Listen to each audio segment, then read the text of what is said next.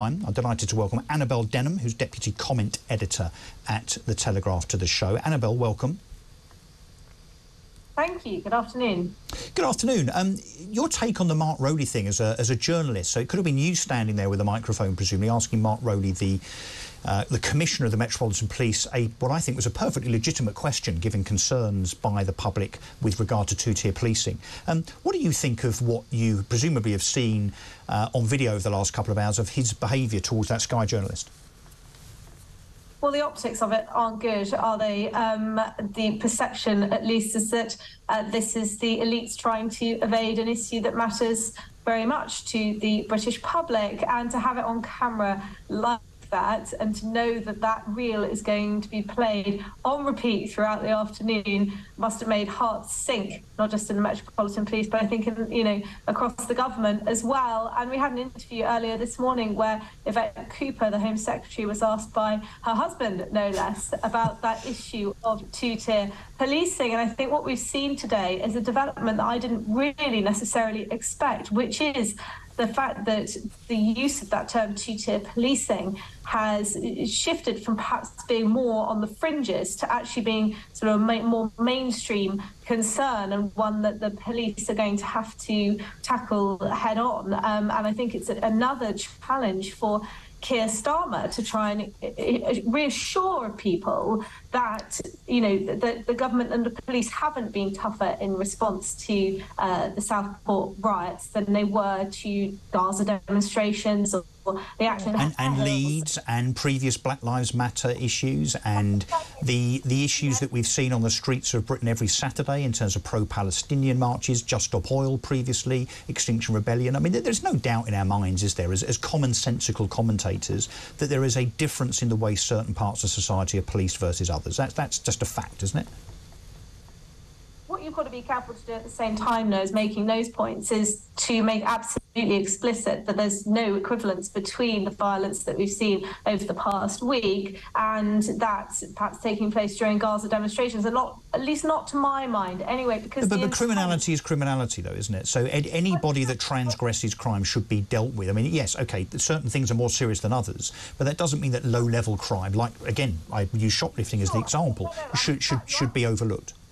You're absolutely right. Crime is crime. We ought to all be equal in the eyes of the law, and we ought to all be brought to justice if we are caught breaking it. My point is more when you have groups assembling in order to demonstrate or protest. I think to have that situation where then perhaps there are small eruptions of violence that break out that we ought to absolutely come down on hard. I feel as though the intent there is slightly different, and it's nuanced, to people over the past week who have deliberately left their homes in order to break the law, in order to riot, in order to loot, in order to set police vans ablaze or to throw bricks through the windows of shops and so on and so forth. But nonetheless, the point absolutely fundamentally is that we cannot have different treatment of people who break the law, be they doing it for a cause that perhaps the authorities regard as moral and important, like Just Stop Oil, and those who have been doing it since that absolute tragedy last Monday in Southport. Yes, so criminality, you know, of all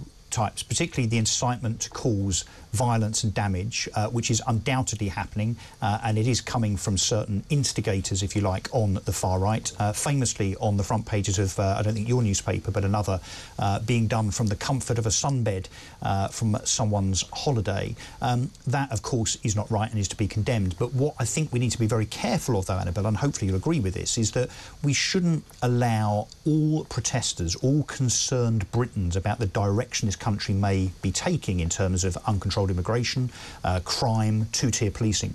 We shouldn't allow the situation to be perceived as everybody that is out protesting on the streets, in their local towns, outside their town halls, even those carrying Union Jacks and the Cross of St George. We shouldn't allow media or government to perceive, or allow us to perceive, encourage us to perceive, that everybody is far right that is on those protests. Well, no, and I mean, look, 420 people have been arrested, and if their names are disclosed by the police, then perhaps we'll start to be able to form a clearer picture of who is involved in this. And I think there's another point just to add to yours there, which is that not everybody who is concerned that we have very high levels of immigration, which may be unsustainable, that we've lost control of our borders and need to try and identify ways of regaining it, are the sorts of people who would then go out onto the streets and throw bricks and set fire to shops and so on and so forth. And, there's massive conflation. Of course there is, because we've got this shocking unrest, and I think people up and down the country are appalled at some of the scenes they're seeing, and it's leading people to leap to certain conclusions. I think the most that we can do at this stage is to condemn the violence, to hope that Keir Starmer, who has certainly said the right things thus far, is going to match those with robust action, and that the Labour government are going to be able to assuage people's concerns that there are different standards for people committing violence according to what their motivations might be. Well, and the remedy there is in the police's deeds and actions. I mean, that's how you remedy the perception of two-tier policing, is to ensure that in their actual policing across the country, it isn't seen on video and by way of mainstream media and social media that there is a two-tier approach. The way to deal with that is simply to ensure balance and fair-handedness. I mean, that would be the solution, surely. Yes, that's right. And I think some people have been very dismayed to see the police not taking action when there have been outbreaks of violence at some of the pro-Palestine marches, for instance. They've stood by and seem to have almost seen their role as being spectators of criminality. Well, Leeds is the catalyst, isn't it? Leeds, which was now, what, 2 weeks ago, 2.5 weeks ago, where we saw absolute criminality, way before Southport, way before Westminster, where we saw criminality that matches what we've seen over the last few days with regard to looting, windows being smashed, buses being set fire to. It's inarguable that the police did not act in the same way towards that disturbance as they have in the last few days or so.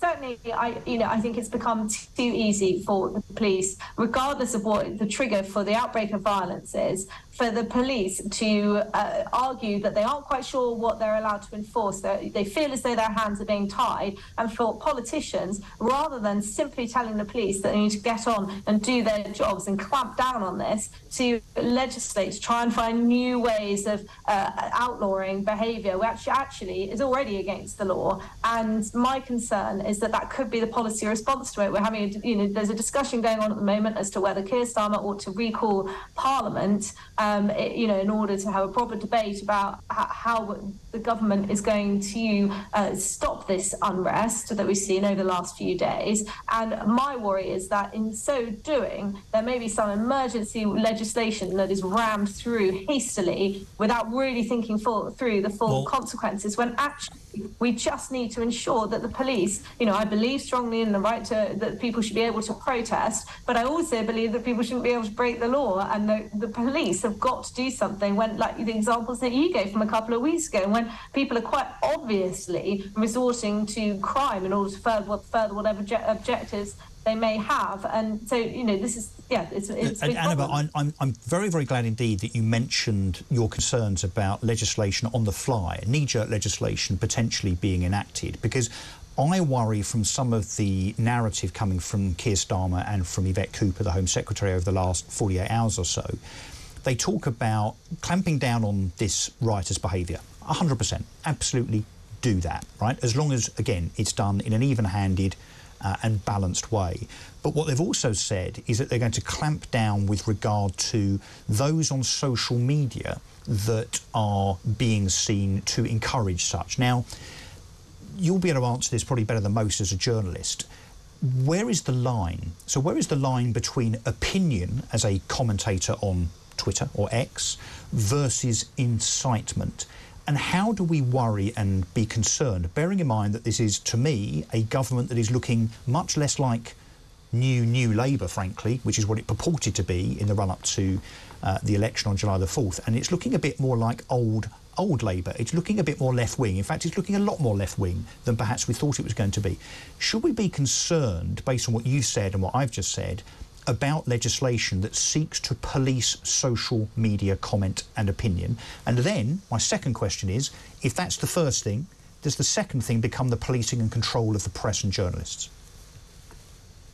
I mean, to your first point, yes, I'm very worried about that. The Conservative Party brought in the Online Safety Act, and it was done with absolutely the right intentions, particularly young people being exposed on social media, on all of these various networking sites to content that they should not be, and it has had tragic consequences. And you can understand why the government worries that it's a Wild West and that they need to try and regulate it in some ways. But what we ended up with was a very broad, wide-ranging piece of legislation that encompassed many more things than really it was designed to. That warnings were issued about the risk to freedom of expression from that there would be some kind of censorship, and I'm concerned that we're going to have a repeat of that again if we do see some knee-jerk legislation brought in at this stage. And of course, it's not just about social media, and I do think there's something to be said about the algorithms and ensuring that these tech companies are but also talking of technology, Annabel, I mean, Keir Starmer talking about facial recognition technology and confining people to home. I mean, it all sounds a bit Orwellian to me. Let's move on also to the SNP. Graham Campbell, who's a Glasgow councillor and co-convener of the SNP Socialists, kind of tells you all you need to know, has suggested, and in fact is empowered, I would say incited, vigilantes to potentially be out on the street to combat what he calls potential far-right behaviour if these riots should extend to the streets of Glasgow. That's an outrageous behaviour. That's an absolutely appalling thing to encourage, isn't it, from a politician? This is absolute madness. So many questions that follow, one of which is why doesn't the SNP trust the police? They've been running Scotland, or at least were running Scotland until very recently, for 15 years. There's the very basic point that you don't meet violence with violence, that if you cannot have the state condone. And Annabel, let me just read this for context. So Shelley-Ann Brown, who's the SNP's national BAME convener, said police Scotland could not be trusted to defend the public. That's Shelley-Ann Brown, the SNP's national BAME convener. I mean, these two, Graham Campbell and Shelley-Ann Brown, they've got to stand down. Surely their positions are untenable. Well, I mean, let's wait until we've got a bit more detail before we call for them to stand or be forced to resign. But certainly, it's very troubling indeed. And again, is there a point that they're trying to make that illegality is somehow acceptable under some circumstances? Because they are really criticising the police for their track record when it comes to policing fascist groups. Well, what about policing other groups as well? Then you've got many problems with policing in Scotland, not least the fact that their prisons are dangerously overcrowded, they're understaffed, and many of them, and we have the same problem in England as well, are just not fit for purpose. They're absolutely on the brink. So even if the police are coming down on these people and making those arrests, are they going to see jail time, and is it going to act as a sufficient deterrent?